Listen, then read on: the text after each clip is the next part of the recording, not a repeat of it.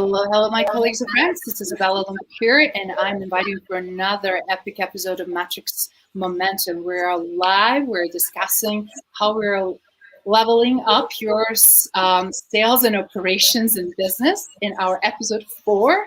And we have my dear colleagues here, Hamamsy, Chief Transformation Officer, joining us from Dubai. Ahmed, Khaled, CEO of Lynch, that is joining us from Riyadh, and Shay, the Dr. Future State, that is joining us from Dublin. Before we go and share the case study that we have for you that is going to help you out to understand what is going on and how severe disruptions is happening right now on global scale, let's just quickly check in to see how is everything going with you guys in your parts of the world. Hello, Izabela. How are you? Everything here is fine. Things are opening up, and we are optimistic. Things are getting better.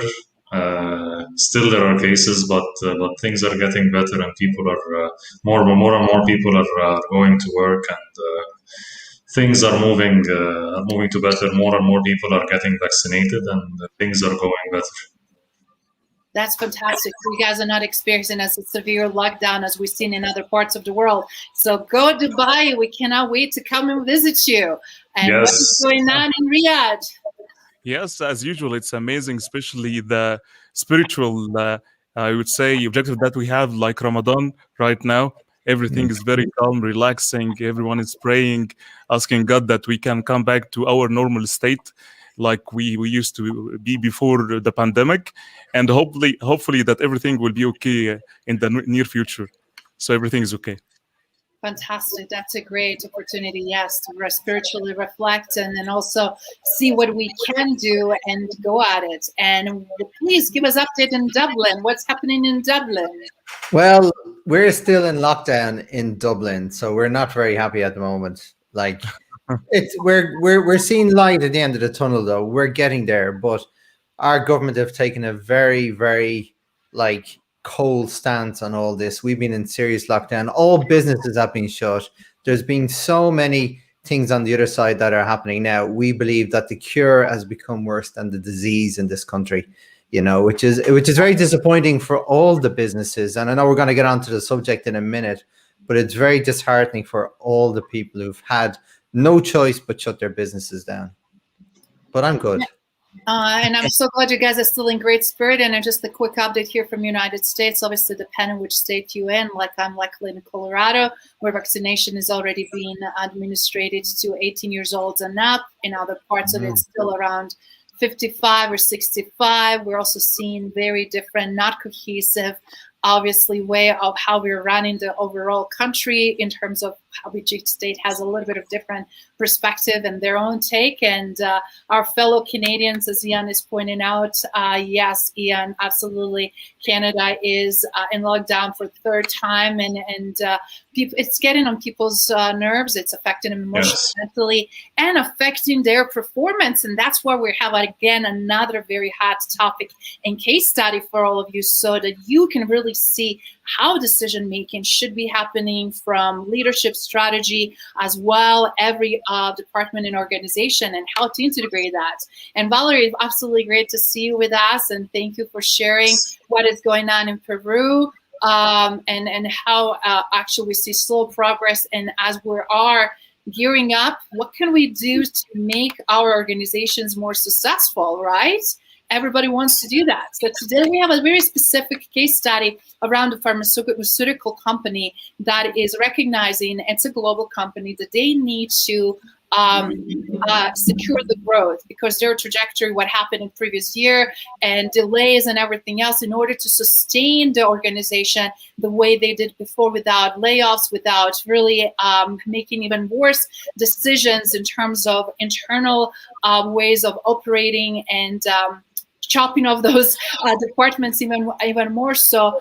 They definitely are anticipating double-digit growth. With that in mind, we're seeing a lot of pain points, some things that are going well and some things that are going extremely bad. We'll be addressing through this process of this particular case study and answering the questions: what is happening, how is happening, why is happening, and actually what we can do to be to make it better, right? Who is involved, which situation and scenario is working and why is not working, where things should be headed and how, and then understanding when, because we're all having very robust deadlines, and I'm sure you gentlemen are not the only one that are seeing pressure to deliver. And how can we deliver when we don't have even alignment and agreement internally? So quickly looking from strategy, Shay, do you mind sharing a little bit what do you see in this scenario when it comes to answering the question of how are we going to secure this robust double-digit growth? Well, the first thing that needs to be addressed is the leadership, Izabela, and how do you get all the different parts of the chain aligned? Because one of the biggest problems that I see in all of this is that you've got Tom in purchasing, you've got John in sales, you've got Izabela in marketing, and they're all doing their things themselves, right? But they're not looking together to see the bigger picture so they can all align and complement each other. Because if you're talking about double-digit growth, that's a big, massive plan that you need to have strategically built in the beginning and then executed with precision, right? You can only do that as one team. And a question I'd love to ask you, Diesel, is that, like, if I was to look at you, if I come to you as a leader, because this is what I see, and I say, look, we have to double-digit our growth this year. See a good look. Come back to me in 6 months when it's done. What are you going to do? Because this is what I see all the time. It's a question. I see this ostrich syndrome. They put their head in the sand and they leave it and just assume it's going to be done.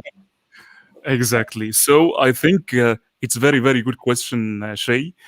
As a top view, let's think about it from a strategic point of view. First question that we should ask: what is the business strategy? You cannot take everything in one shot. So let's assume that this is the business strategy. S&OP, sales and operational planning, is like a tactical model, and going into the operational model just to translate all of this business strategy into a realistic number. So this connection will be done by the sales and operational planning. At a certain point of time, yes, the targets or the business strategy or the business objective is coming top down. S&OP, it's like the closed loop. It gives like the feedback from the other perspective based on the market insights, based on the market capacity, based on your baseline, based on your promotions, based on a lot of things. So taking it, the business strategy, and the listening and see it from the actual point of view based on the insights coming bottom up, I think this is the right way. Because sometimes I see it from another perspective, that people, they just need the business strategy to be performed regardless what's happening. Because if you want to have a top line, for sure, you need to, based on the brand equity itself of your company or your brands itself, you need to pay for a little bit promotions. You need to pay a little bit for innovations. So this will cut from your revenue. So taking market share, taking promotions, taking revenue, taking top line, taking gross profit, this should be the right way to convey the message to the business strategy. And I love what is shared here, but from leadership standpoint, what we're seeing also, Diesel, and I wanted to expand a little bit, if I may, we're also seeing that a lot of times, as you mentioned, we're seeing organizations being not proactive, they're actually very reactive, right? And as a result, it's lacking visibility. It's lacking visibility in decision-making and having right players around the table to have that conversation, as well as lack of accountability. So how are you going to do that when those two ingredients are missing? And I would love to hear from you, Hamamsy. What is your perspective on that when we don't have a visibility and you're not part of the decision-making and you don't know who is accountable, yet you have to you have to make this happen. How are you going to do that? Let me take it from top down. Let me take it from the vision. The company vision has to be very clear, and the mission statement. So if you're planning to grow the double-digit growth, how, and you must communicate to everybody. You must not communicate only to your circle of trust. So you must communicate it through all levels of the organization. If I'm going to grow double-digit, how am I going to go into mergers and acquisitions? Am I going to go into tech transfer? If you're talking about pharmaceuticals, for example, am I going to go into buying extra capacity? Is there market demand to serve this extra capacity? There is a lot of questions, and this must be communicated to all levels of the organization. How am I going to do this? This is number one. And in meetings, and maybe in emails, weekly emails, like newsletter, monthly newsletter. What are we doing with like the headquarters? What are the communications happening? Because these kind of things, if it's not communicated clearly from top down, everybody gets frustrated and they feel they're working in silos. So this is number one. Number two, when this is going to the teams must go, when they go on the sales and operation planning, there must be discipline, there must be meetings, discipline, and everybody knows what he's doing.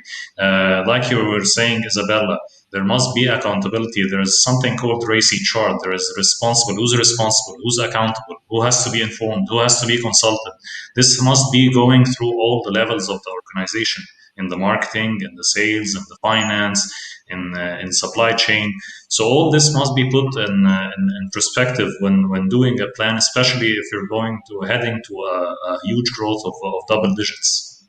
Yeah, and just to add to that, you mentioned supply chain, right? So if you're talking big growth, you need to bring your suppliers in on the conversation, and then their suppliers may have suppliers. So you're talking about a whole end-to-end supply chain, and not only with people, you're talking about time. So if you're talking double-digit growths, you know, your supply chain are going to control what product you can serve to your customers. So it's not just about within your four walls. You have to think about your supply chain and the lead times and your value stream all the way along, because otherwise you'd be sitting in the sand.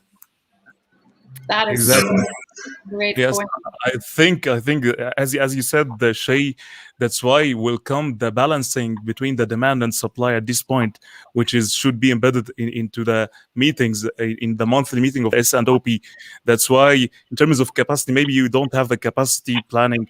You need to buy capacity. You need to change the sourcing strategy itself. Maybe you can go for make instead of buy. Maybe you can go for buy instead of make. So all of these challenges, it should be answered inside the sales and operational planning. And from my point of view, I see it's easier. Everyone can blame the process, but not the people itself, because the process cannot speak.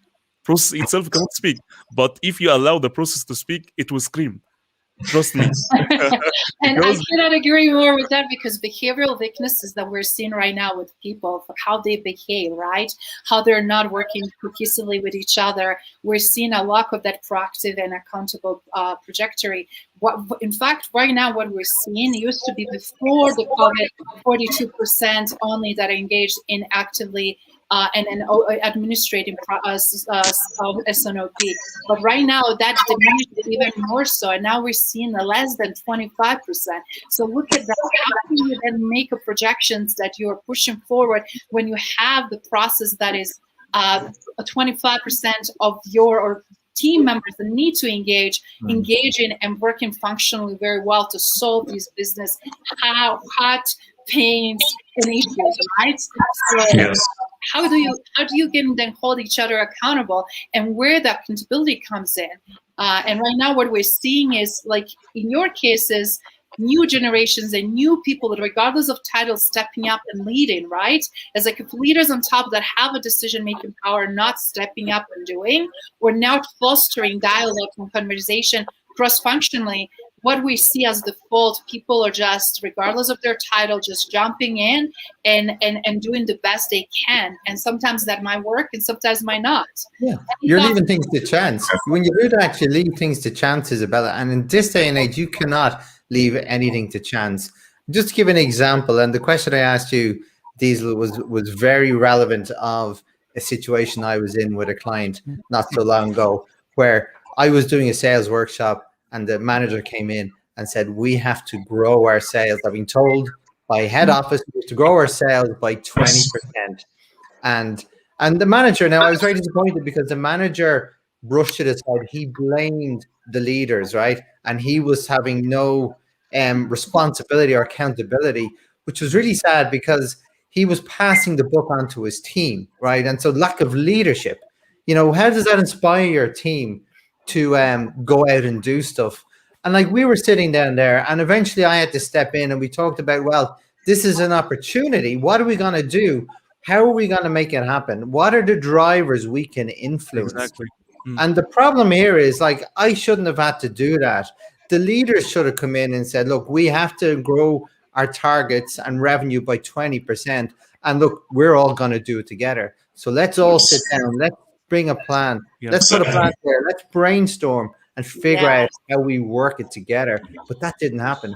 That glue was gone. And why would you think those people would want to even try if they've no support or sponsorship? It breeds the wrong message. And this is something that's commonplace. And it's a shame, because it's such an opportunity for leaders to shine, and they don't. And for them also to stabilize organizations, because so many organizations, the larger they are less stable because they're having much more pivotal disruption right now. And in the real world, and this is something that we are seeing, how should be done is to team members to be openly challenging each other, right? And put critical topics on the table. What's working, what's not working, and without really feeling how they're going to be reprimanded, are they going to be scolded, or how they're going to be perceived from other team members. And also from leadership, really be demonstrating strong those beliefs that it's possible to reach it. If leadership is not there and having discussion around the table, and they don't exude enthusiasm, and but yet they're expecting these high numbers to be done, what's going to happen with morale? People will be immediately thinking, this is impossible, we cannot really do it. And what measure of success and criteria is going to really affect us, how we move forward? Because those conversations, also when we have the growth like that and during the current times with the risk factors. So who wants to share a little bit about how did you tackle the risk factors in the past, and what would you recommend with such a high risk factors right now to take a place in presidents? Yeah. Well, if I can start, and it's actually relevant to Ian's question or point there about his bottleneck with glass bottles in China. I had experienced the same situation with a customer just a few years ago. I was working with a customer in Ireland who was developing medical devices for a customer in the United States, but he was getting his supplies, his equipment built in China, and they experienced the same problem. And we took like a problem and turned it into an opportunity. And what we did was, like, the cost of that supply chain was phenomenal. And again, with these supply chains, as you know, you're only as strong as your weakest link.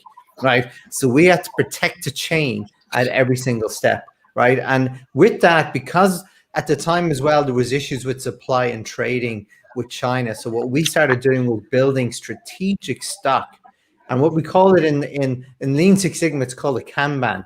So the company in China would have finished goods, a strategic amount that was equivalent to the timeline of delivery. So then when the customer got it, they'd have replenished that. So the supply chain was always protected.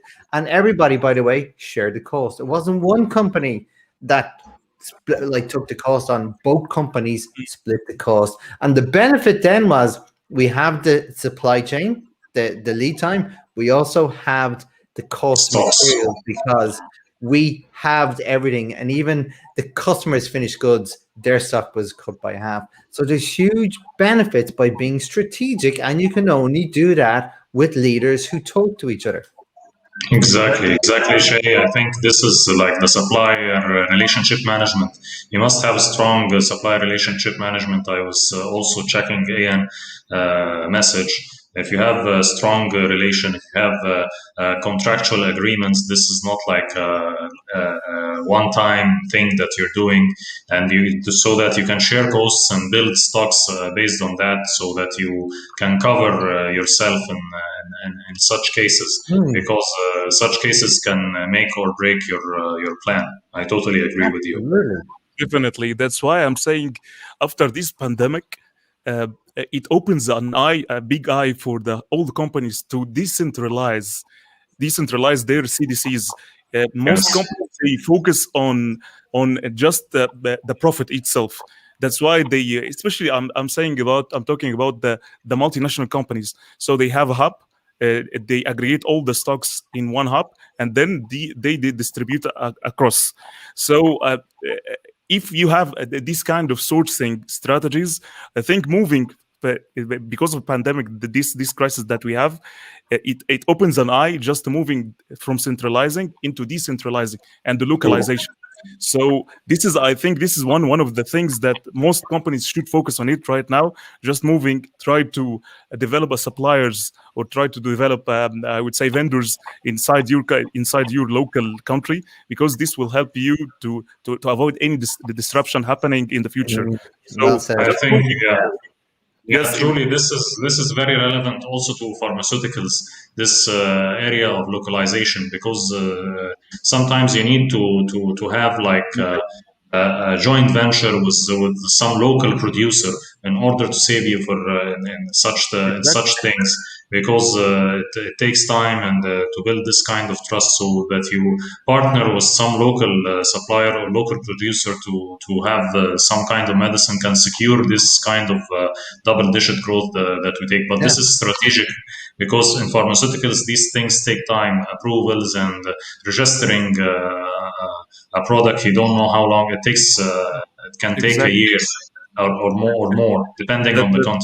Yeah, but even if you think of that as well, like, I think it's a great example, Hamamsy, because if you look at the vaccine world, the pharmaceuticals now, look at all the variables that need to be managed. You know, they have talk about trading agreements, right? You're talking about sell-by dates that are not long. They have to move things fast and get over all these political red tapes and trading barriers at the moment. So everything has to be aligned. There's no room for error, because if one thing goes wrong with that process, vaccines are going to be thrown out. And then you've got the cost of throwing out vaccines, because that's not a cheap process either. So you have to protect every part of your supply chain, every part. You have to do that risk mitigation. And we use a term called failure mode and effect analysis. You plan for what can go wrong. And you'll get only about 80%, but at least you're protecting the process by predicting what will happen. And then when you build your process, you go, well, does it still make sense? Is everything still relevant? And you do the same again. You make sure you're protected all the way through. I love that you tackled that, because as I was asking earlier, what do we do about the risks? And since risk is so tremendously huge right now, and specifically, as you mentioned, vaccines and everything, demand review, it's constantly changing, right? Who is demanding? Where is demand coming from? Who already paid? Who is already waiting to receive their first distribution? Then looking from that supply review, are we having enough of the supply? Are we able to really do this, and in which phases and which deadlines? And also, can we realistically do it when we're dealing with also our manufacturer? Because a lot of times we're also seeing delays now in manufacturing, depending upon what parts of the world we are. Because right now we also have a lot of environmental issues that are affecting a lot of manufacturing safety and opportunity for workers to work in these different labs. And then we also have these opportunities to really talk about how do we shape this demand, how we hold these specific meetings, and what do we communicate? Because a lot of times what we're seeing, the communication does not happen, and always constantly delay without really truly understanding why. Are we selling the product to the highest bidder? Are we having 15, 20 other companies waiting with the money to be the next in the line? Are we going to skip already for people that we already committed? It's just a lot of also not only risk issues, but also ethical dilemmas and ethical stuff that are coming to the light when you guys are mentioning vaccine. And then really, are we having these pre-S&OP meetings? Are we sitting down and really look at things also from financial review? Are we preparing executives with right reporting? Because a lot of times when report is not right, decision from leadership is not going to be right? Exactly. A lot to talk about in this, Izabela, especially you're not putting the numbers like you're saying, our case study, for example, double-digit growth, and then you're following quarterly or something, or following once a year, and then you are surprised that things don't happen. But this is the power of S&OP and integrated business planning. You're sitting every month, following on the plan, making sure like 12 times monthly that we are going through the numbers, that the supplies are ready, going through the trade-offs of risks and opportunities.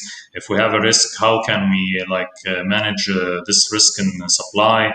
Do we have an open purchase order that we can delay, for example, or expedite a shipment, or if we have an opportunity, for example, a tender is coming or something, do we have this opportunity that we can jump in? Do we have the supplies?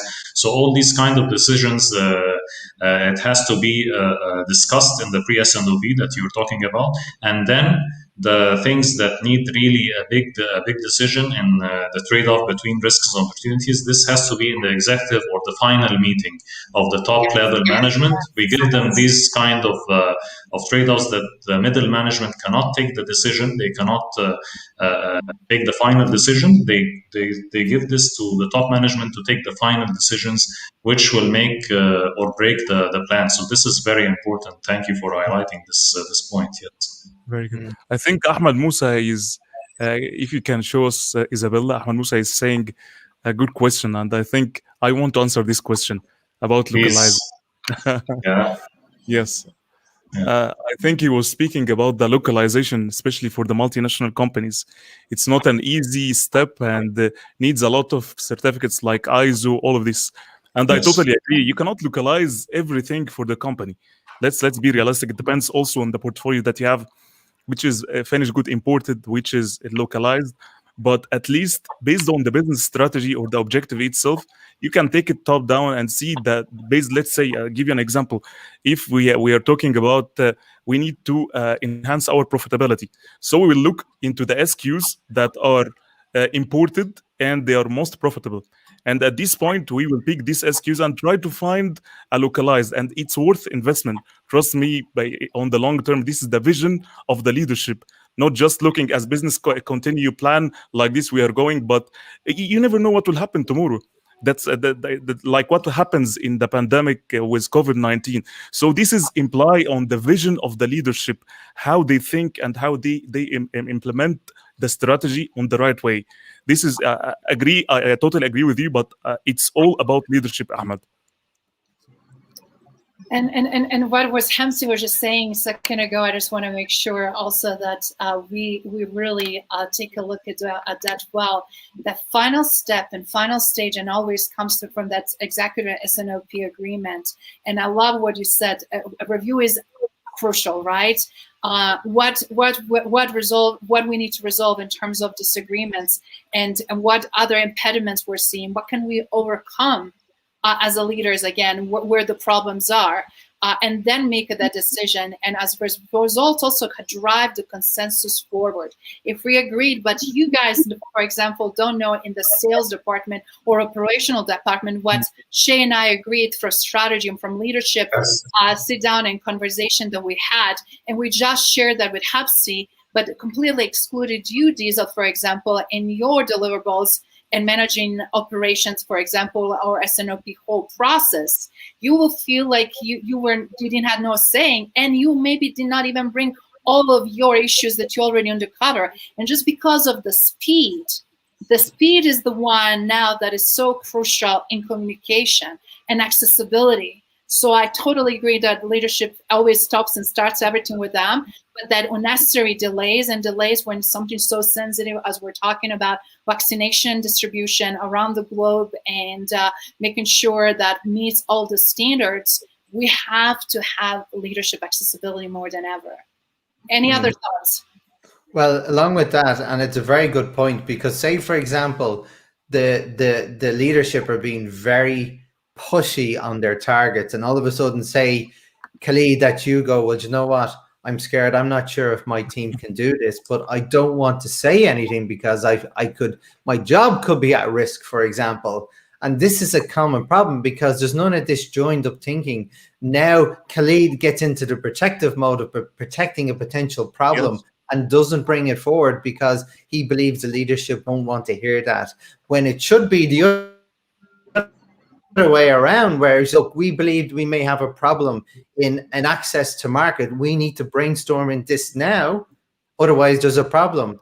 That should be the message to leadership, but it may not happen because people will protect the problems if it's pushy. I totally agree, Shay. That's why 60 or 70% or maybe 80%, I say, of the success of sales and operation planning is depending on people and leadership sponsorship. If leader does not sponsor this and is working in silos or working with the people circle of trust not communicating to all departments what's happening, it will not work out. It will never work out.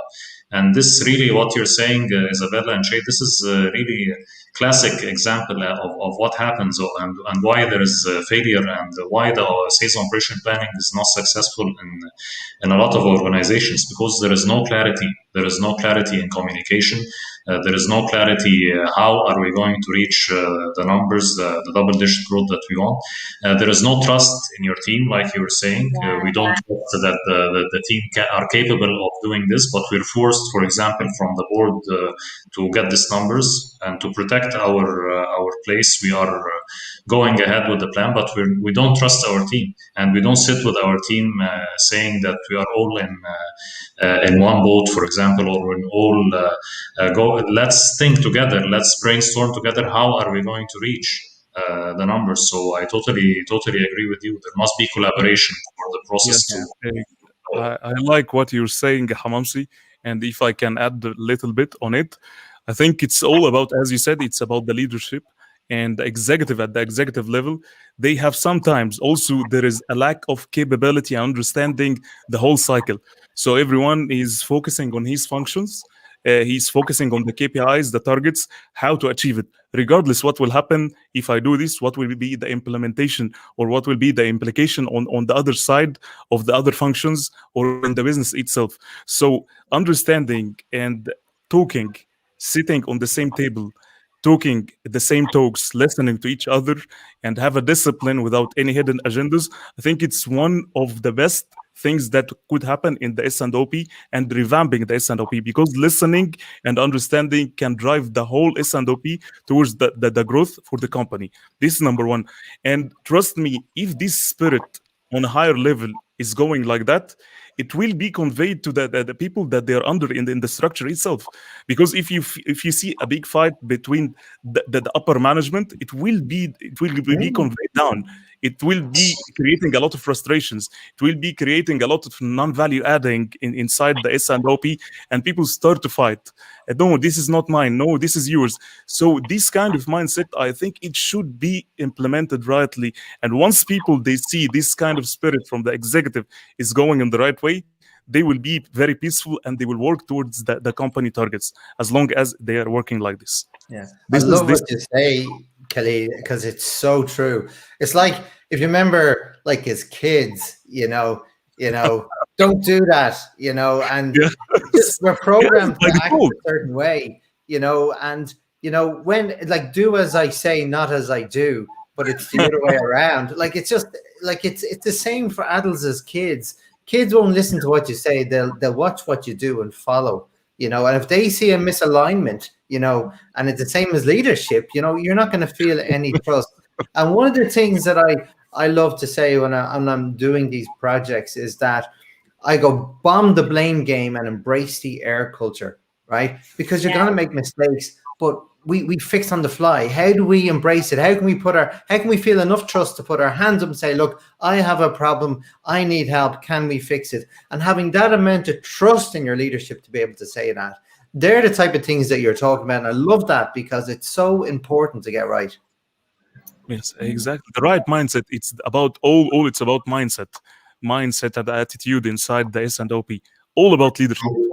True, and if there is like tension, and if there is some kind of fights, and like you're saying, Khaled, really this will create followers.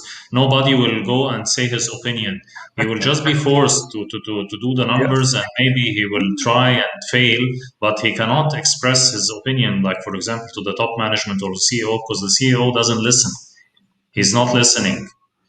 Just go and get the numbers. I don't care about what you're going to do. I want the results, which is wrong.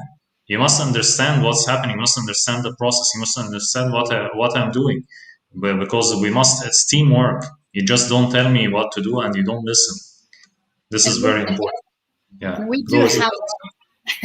And we do have opportunity now to change that script, right? And things that I'm seeing and things that you all, I'm sure, already experiencing. How can we really disrupt this and move it forward in the right direction? And we're showing already some very interesting symptoms in 2021 because we're having digitalization taking over, the virtualization that is taking over, so that the main things to be done much more faster. So forecasting approaches are changing. more accuracy is being demanded. And I'm seeing from C-suite, they want to know more accuracy. They want to know as soon as possible. And a lot of organizations that are doing extremely well, specifically with Fortune 500, some of them are doing better than the others, obviously.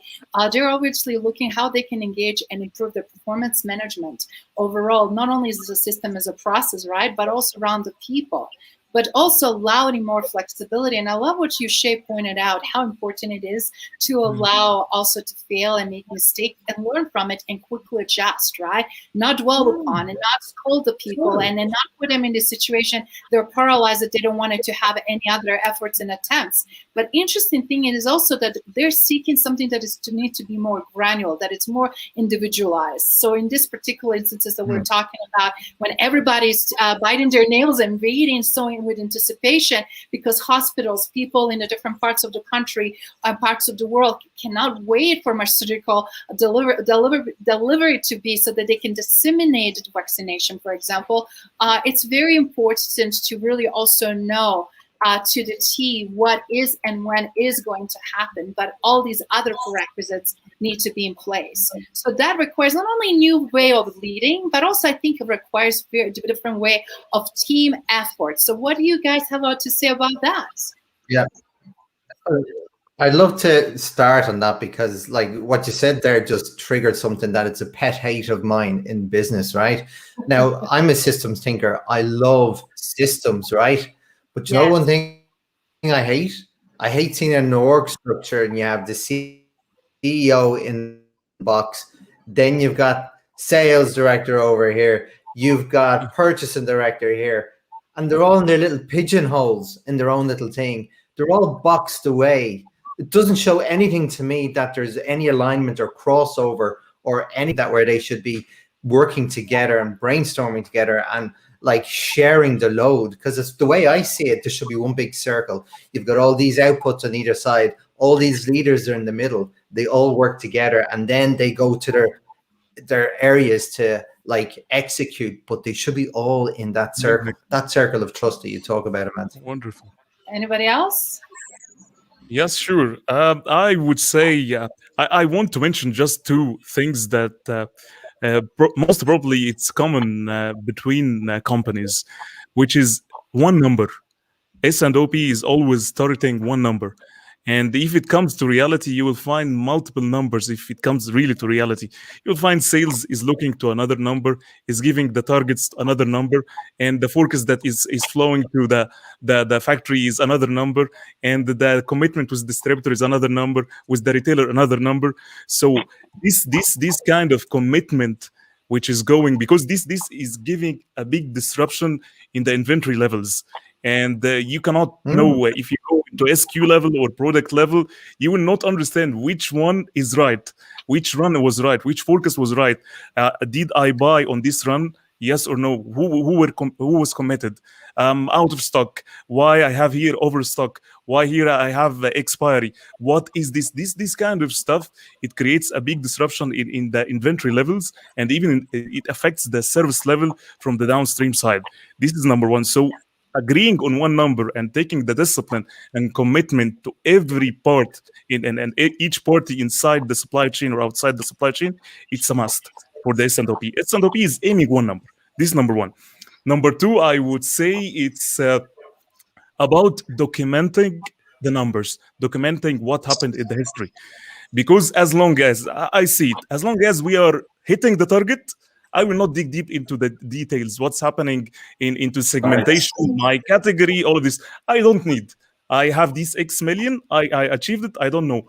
So when you go and dig deep into the bias at a segmentation of the category level or the brand level, you will see a big variance. And this is affecting drastically the short term, medium term, and long term as well. So this is also require a real vision and real leadership, just to go into details, understand what's happening, because at the end of the day, you have a retailer, you have stocks at the retail, you have sell out at the retail side, and you have to understand all of these insights. Just not, I achieved the target this month, halas, I will enlarge my mind next month, and I don't need to go into details. This is what I want to do things. Yeah, let me also highlight this on the Khaled concerning sales operation planning. This happens, for example, when someone is orchestrating the meeting and is part of the sales team. So they try to hide what's happening. We hit the target, so we're hiding what's happening inside. We hit maybe the target was the wrong distribution of SKUs. We put here or family. We put here number, but we reached by doing promotion and another number. So here comes the bias. That's why the best solution for someone to lead the S&OP meetings is that he's reporting directly to the CEO. He does not belong to any department. He does not belong to supply chain, to finance, to sales.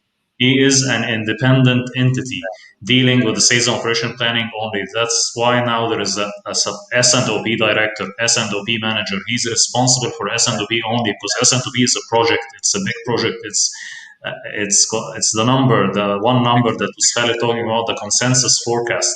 This is very important that it's looping all the departments, balancing the supply and demand.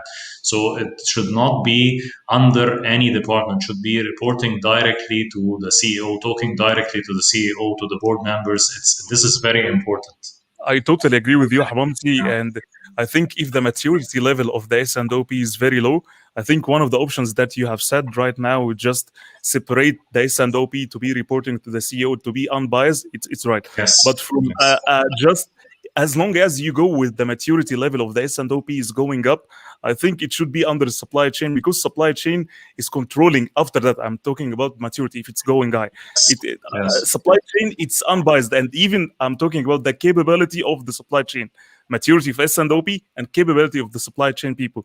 At this point, you can put it under whatever a department under supply chain, because it's unbiased. The unbiased function. It's not like trade marketing. It's not like sales. So everything should be under the supply chain as long as the capability is there and the maturity of the S&OP is there also. And what I wanted to but along with that as well, like what I'd like to say is, you're absolutely spot on with what you say. It's the capability. You need to have like confidence that this can actually happen. And in some cases, you may only have a 60% confidence factor. So you need to plan accordingly. There's a risk there. So how do you mitigate that risk? So you need to do, and the further you go back in the supply chain, the bigger those numbers get. The bigger the numbers, the bigger variables. And it's so important to keep controlling all that. And one of the things that is also missing, and that I wanted to connect the dot here, is even though you go to CEO coming from different division, a lot of gathering of data, it's a lot of fudging of data actually is happening. And as a result, that's why CEOs are working so close with chief financial officers, and they're looking and segmenting data so that they can better understand not only its accuracy and implications, but also making sure what we're tracking and are we tracking consistently. And that on the end, again, C-suite cannot make a good decision if they're not having right information in front of them. But how do you ensure that? And we're seeing so many times how sales teams in different departments do fudge and change the data in order just to get over this quarter and let's do the next quarter. And before you know it, you're having the huge hole that you need to catch up on. And when you're hoping that you're going to be able to do it in the third or fourth, and when that doesn't happen, the change is completely flavor and trust actually from board of directors and rest of C-suite, as well as stakeholders that are externally invested in it. And that is something that, again, requires strong ethical deliverables and ethical leadership with each department and each function of organization that unfortunately we're not seeing often happening, right? So to conclude with this particular overview, what we covered today, we were really looking, how do we work on S&OP effectively? How do we disrupt, and how do we actually innovate during this time? Which aspects of S&OP we need to segment and look at where the biggest pain points are, right? Where things are working and where things are at, and having the pulse in current state and current situation in order to get to that future state and the projected growth, right? And then when we're going to have that available, what it takes to make it happen. And a lot of times that gets very fuzzy, because if we don't answer any of those first steps and first questions accurately, and if we don't change and update and tweak as we go, as we learn more, we're not going to be able to have a projection when right answer. And as a result, that's where the credibility starts to really shed away, and where we start losing the traction on demand of our products, on demand of our services, on demand of our brand on the global scale. Anything that you want to share in closing so we can wrap up this amazing episode of how S&OP changing your world? Yeah. Let me just, I want to add something because our friend, the technology man, he's not here today, Ahmed. So I'll add to your numbers that manipulating the numbers, this is where comes like the 20% importance of tools, having the right tools in for S&OP, having maybe cloud-based technology solutions to secure our data, to make sure that nobody is manipulating the numbers. Having going on, some companies are going on to blockchain, of course, which is the technology that's going on now, to make sure that the numbers are protected, to make sure that quick visibility, to make sure that the data, of course, is the most important source of that we need to protect now. Yeah, exactly, for decision making. So data that you are going to get in days now with the blockchain, you can get it in minutes. So this kind of visibility for quick decision making is very important and makes S&OP much more easier. Of course, this depends, as Khaled was saying, the maturity level of the organization. Are they able and capable of handling this technology, or they are still working on spreadsheets and they cannot do anything more? Are they trained? Are they capable? All these are very important questions. So this is my final words. Fantastic. Can I add? I want to add something, please. Please. Okay, so I will add it up. Something I think it's also one of the pains inside the corporate and inside sales and operational planning. Most people, they think if the forecast accuracy is enhanced, then the maturity level of the S&OP is going up. And I think this is one of the missing element is missed here. Why? If the company portfolio, it's mostly, let's say, the majority, it's finished good imported with a longer lead time, I would say. And it doesn't mean that if I have, let's say, this month forecast, I have for this forecast this month, I have 100, 100, 100, 100. I would assume like this. And in the next cycle, I would say I sold 100. Am I right? But the 100 forward, I take it like 10, 10, 10, 10. And based on this, I have ordered already based on the last cycle, the 300 or the 400 that I have it. So it's coming along the way as a pipeline, and it will come into my inventory. Yes, I have a forecast accuracy, 100%, but the maturity level, it's coming also from the forecast variance, cycle to cycle. It depends from the stock transfer horizon for each SQ, what is the added up lead time itself. And this is a hidden element that it's screwing up the inventory level and even the service level at the same time. So not only accuracy, if it's 100%, you should look into the forecast variance cycle to cycle. This is one of the pain points. Excellent. And my final words are, because this is such a monster of a project, the way you describe it, Hamamsy, it is a project. Yeah. You've got that person, the glue, who's leading it all. But for me, you mentioned technology. I'm talking about the sweet spot between process, technology, and people. The three of them. How are they going to be worked and aligned together? How do they complement each other and not contradict? You mentioned it about technology. I've seen a lot of places where technology hinders progress all the time. It slows things down. And it's so important when you're talking about big supply chains that you need to get these right. Otherwise, you'll end up, as like Khaled said, that you're going to have all these product variances. You don't know where they are. You've got some in transit. You've got some work in progress. You've got them all in different places, but you can't put a final figure on them because you cannot count properly. So for me, it's about getting the sweet spot between people, process, and tools. Correct. Adding up with my respect, Shay, over and above what you're saying, it's amazing. But most leadership, they invest too much in the technology and they get a lack of capability. And trust me, the capability which will take the business to the right level, because even technology, maybe there is an error inside the inputs that we have for sure. The capability will filter all of these errors people they understand the process, people they understand the I would say the trend of the category, the trend of the business itself. They understand it. So give them and invest in the capability of the business. Then you can go into technology. Make sure that your people understand what's going on. Not only just fancy tools, digitization, artificial intelligence, machinery, machine learning, or something like that, and ignore people capability. This is the last thing that I want to add. Okay, gentlemen, thank you so much for a great share. And I also wanted to just kind of look at from high level, from boards of directors and C-suite. And you were right. In the past, we were always aiming for quick fixes, and we think that technology will improve and streamline, but everything what you put in versus is what you get out, it's all about, again, how do we approach and how seriously we take that, and what we do collectively as a team and collectively as an organization and as individual contributors, right? But then also looking overall, the pattern that we see here that is missing is reporting that and conversations. Are we hitting the target that we broke it down from those, whatever, 12 months or each quarter or each month?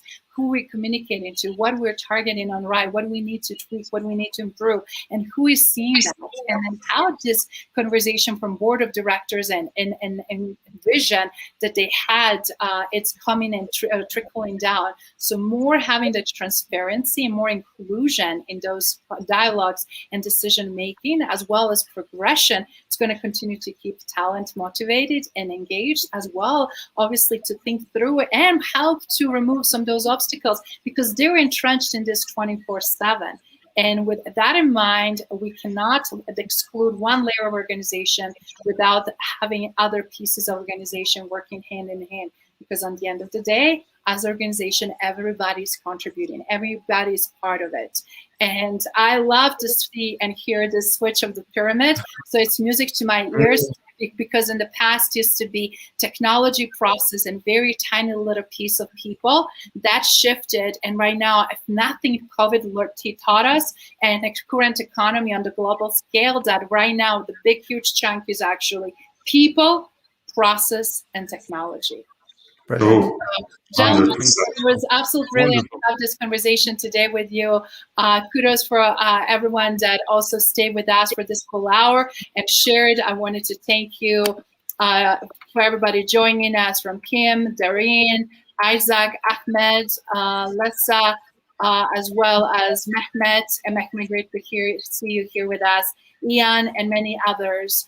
We're going to be again back. Valerie, we can't forget you. You are amazing. Thank you so much for being our biggest supporter and for a great participation and all these great questions. So guys, we'll look forward to seeing you again at the same time, same day next week. Woohoo! See you. Guys. Momentum is so important. Thank you. Come on, Shay. Shay, the matrix number one. Yes. Talk to you soon, guys, as we're building global matrix momentum. Cheers.